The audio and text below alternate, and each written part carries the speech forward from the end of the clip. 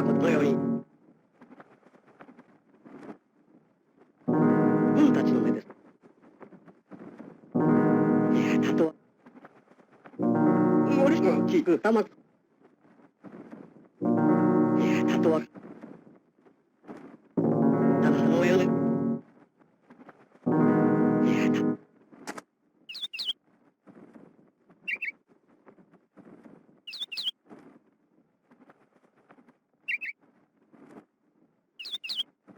I'm really glad Moon Remix RPG Adventure exists. しよし。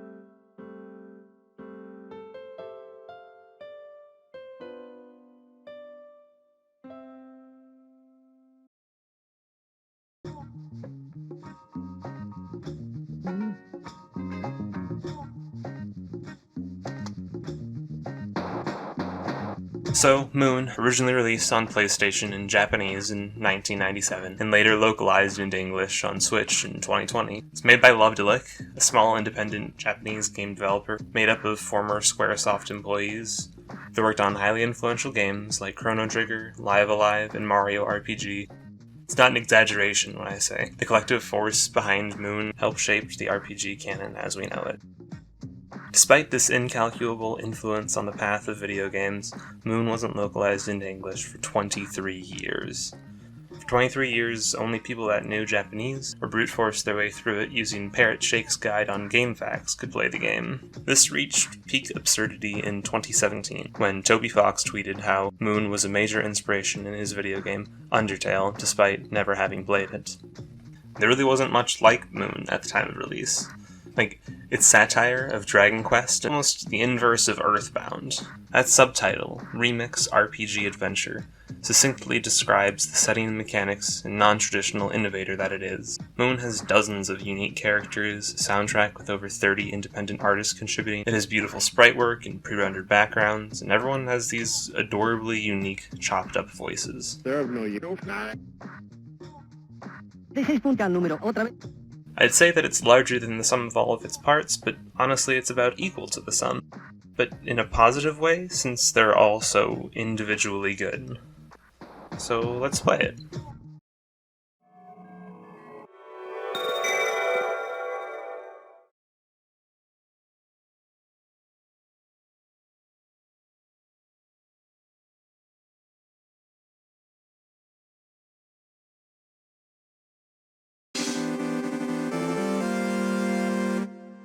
The opening section, an affectionate parody of Dragon Quest with simple visual styles, 8-bit chiptune soundtrack, basic dialogue, and anime caricatures.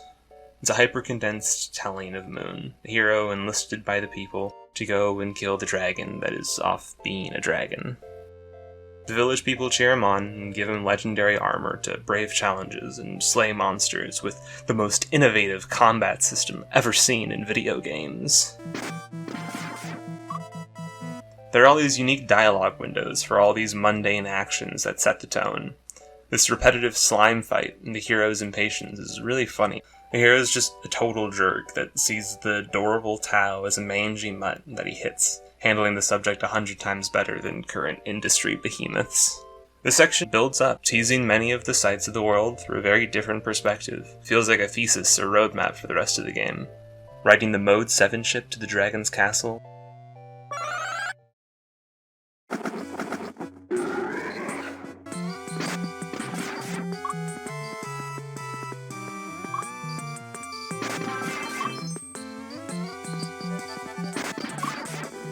fleshing out the combat in super deep, interesting, complex, and nuanced way, slaying him at the maximum level is an... Stop playing that game and go to bed.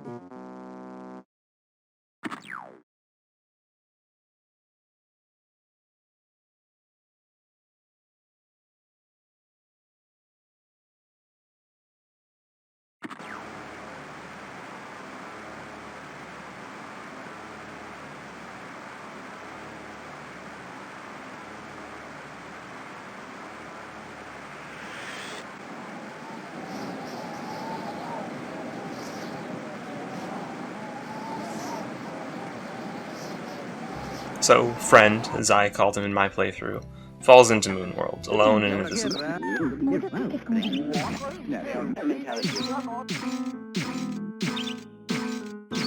The world is different from how he saw it. More detailed, distinct, scary. The hero is this big, brooding, silent beast of a person that stops everyone's whispers with his very presence. Because they don't have to hype up this jock boy hero, Friend actually learns about the townspeople. There's the shady entrepreneur, Curio, the kinda depressed baker of name and profession, this angry homeless guy named Shambles, and the very boring, underdeveloped cute girl Flora, who likes flowers. My personal favorites from the castle town are the guards, Fred and Bilby, with Bilby just got this weird downer energy going to the bar like every night. You found that Dean Jones found your dad giving you this. I want to get drunk with him. There's plenty of interesting characters, and getting to know them all is the main draw of the game. I don't want to go too deep into anyone, but I definitely want to go a little deeper into Hero and Friend, our invisible boy.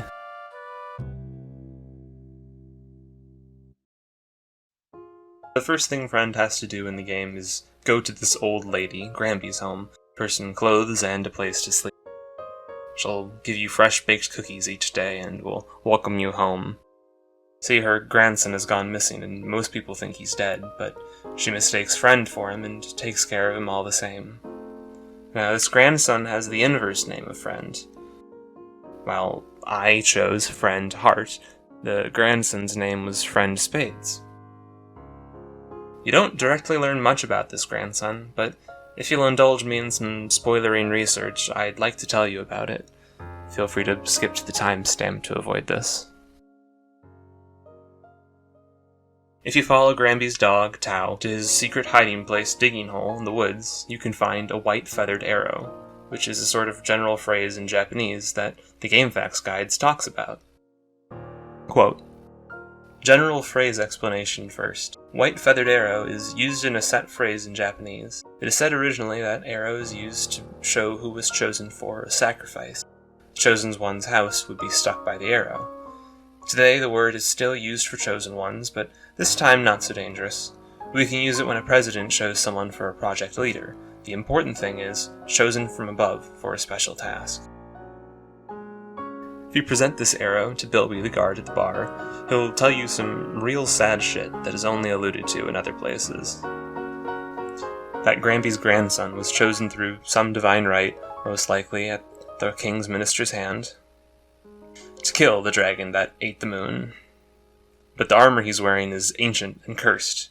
Whoever wears it filling with the fury of battle, destined to fight until he dies of old age inside.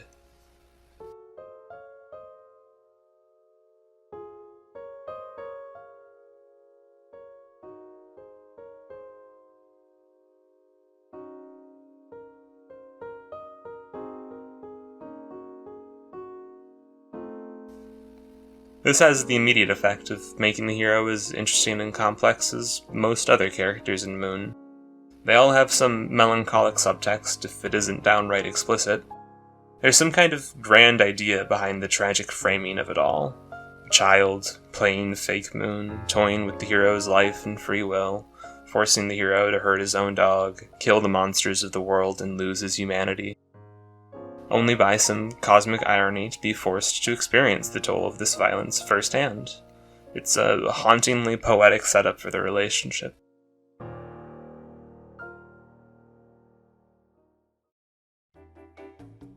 I also want to look at their designs with a gender-critical lens.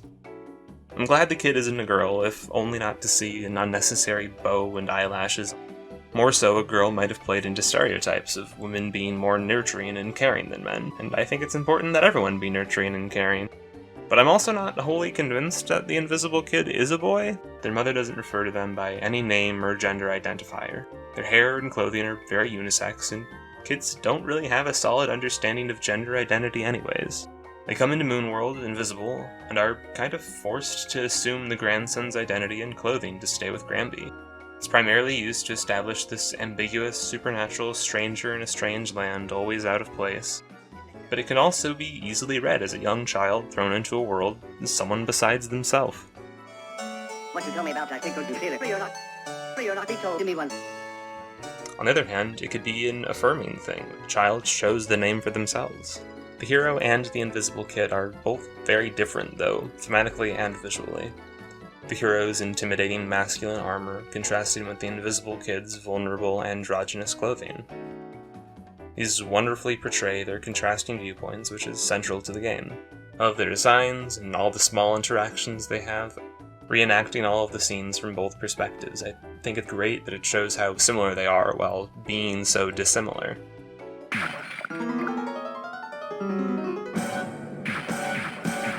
I would have liked to have seen the hero more sympathetically or more deeply in any of the main game, instead of relegating it to optional conversations with the drunk guard at night.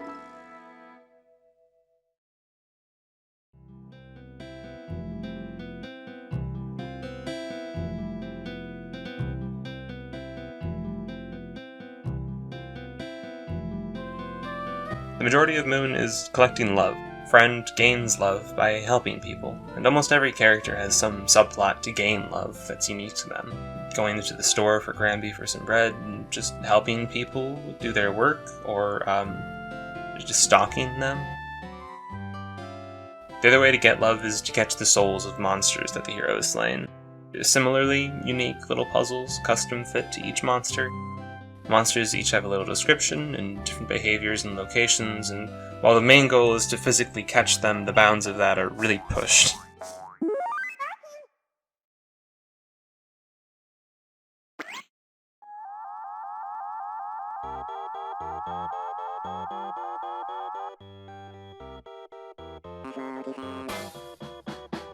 Each of these little subplots is adorable and the main draw. Some play off others, needing you to do other character subplots first or only occurring on certain days. It's really good. The schedules play out on a real time clock. There's a little clock in the corner that shows the current time and day, with different day names including Solar Day, Crescent Day, Blaze Day, Tears Day, Leaves Day, Coins Day, and Echo Day. Some events can get really specific. One in particular takes place at a specific location on a single screen with a time window of about 3 seconds. So almost every subplot uses the schedule in some kind of different way, fleshing out the concept. Some subplots require you to visit the same character on the same day multiple times in a row over the course of an in-game month. Not all puzzles simply require you to talk to someone on certain days. There's a few obtuse puzzles. I would not belittle anyone for using a guide. There's a few hint givers in the game that add a lot of flavor while being really helpful. There's the author Insert Yoshida, who will give descriptions and hints on whatever item you show him. Adder will give even more specific advice for a small price after you solve his puzzle.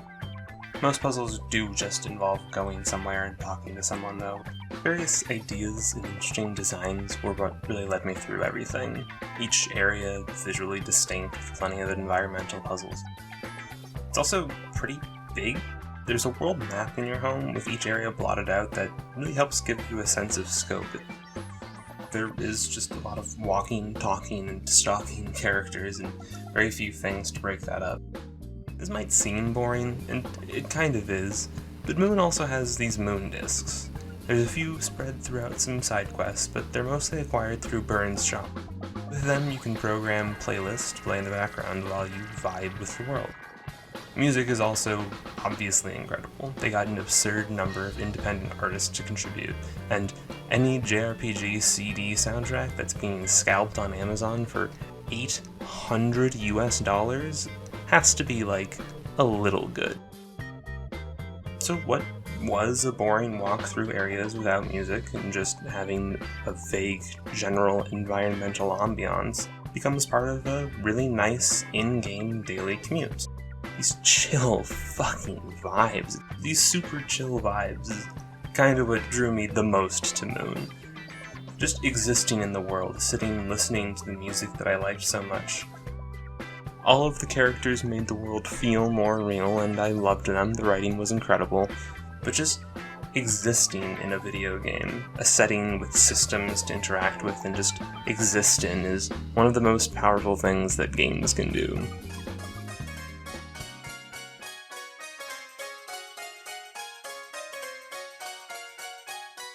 So, there is a main quest, and there is an ending, which I don't really want to get into. The game only just released after 23 years, and I'd rather just put it on people's radars than talk about spoilers, but it's relatively straightforward, and I think it handles the point well, and I'm glad that there was a definite endpoint, so I concretely knew when to stop. Moon ends thematically consistent, tying in with the end of Fake Moon in a really nice way. Message received and appreciated for how kind the ending sentiment is. It's also cute whenever a game thanks you for playing at the very end after the credits. Thanks for that, Moon. That said, I can't help but feel that having a main quest with set progression blocks and goals kind of weakens what I vibed with most.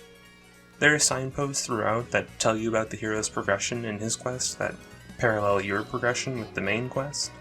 Having the two directly correspond feels kinda antithetical to the relaxing and carefree tone that I like. I won't say what, and it's incredible how spread out and varied each required task is for the main quest, but requiring so many specific things and a few of them repeated in ways that were kinda boring. I still loved it, and I'm purposely not spoiling anything because it was some of my favorite stuff in the game. It's an emphasis on the journey, not the destination, but I still don't like the toll booths that are along the way. All things considered, it's more important which friend you pass the aux cord to, not the destination.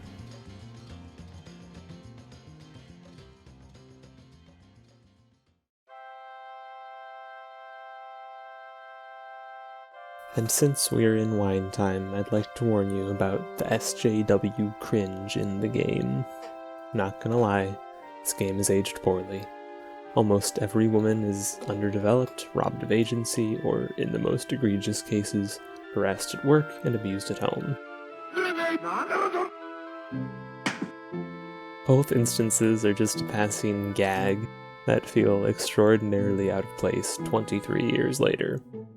It isn't especially mean-spirited, but casual, racist depictions and bad faith misinterpretations of social and environmental activism had me wince a few times.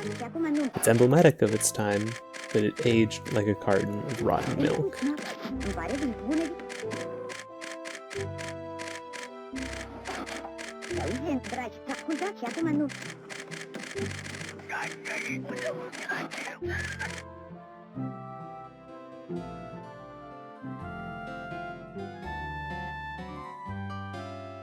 The developers of Moon went on to make plenty of other wonderful games. 2 more interesting games were made by Lovdelic before disbanding and forming several unrelated studios. Moon and Lovdelic's legacies felt throughout. A systemized real world populated with lively and interesting characters, above all promoting an ideology of love and happiness and caring. This came around full circle with the forming of Onion Games, a new studio making new games as well as finally localizing Moon. Partially why it's so interesting is because the game's being published by its original creators. Any developer that cuts out a publisher is a cool developer. If this game is at all piqued your interest, I implore you to look into any of their other games. I'll give a minor link in the description. Moon's impact is incalculable, and it wasn't the very first in almost any aspect, but it was definitely one of the first in every aspect. The fact that its legacy can be traced through other modern studios shows a weird sense of retroactive recognition to legitimize it. Moon is a wonderful game. Unfortunately, non-Japanese speaking audiences were unable to play such a wonderful game for almost a quarter of a century. The biggest lesson that I would impart on people is that corporations don't care about anything, especially preservation of important art. Moon is a cautionary tale of what can happen very easily and how so many great games are easily lost. The scope of legacy preservation is too large for anything I can cover. I can recommend the work of Frank Cifaldi at the Video Game History Foundation as well as his 2 GDC talks on the subject.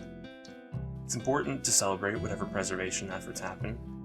Part of why I'm so enthusiastic about it, though, is that the original developers and artists that worked on Moon formed the new publisher for it, Onion Games. I ask of you, please support them.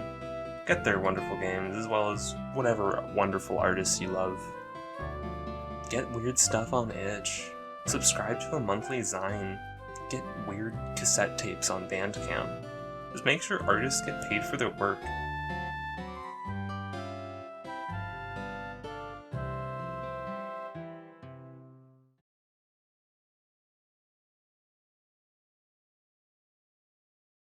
Anyways, thanks for watching, I guess. If you want to follow, that'd be cool. I'd appreciate it. I'm going to try to put out things like every 2 weeks, and if I say this out loud and put it into a video, then hopefully people will actually hold me accountable for it. If you have any comments, I guess comment it. If you don't like it, I guess dislike it. That just helps it with the algorithm anyways. So interact when you can. If you want to follow me on Twitter, it's there. I think I changed the handle recently and I forget what it is now. If you want me to look at other Love to Look games, let me know. I kind of want to play Chibi Robo next, but I'm not really sure about that one. I'll think about it. Anyways, Bernie should have won.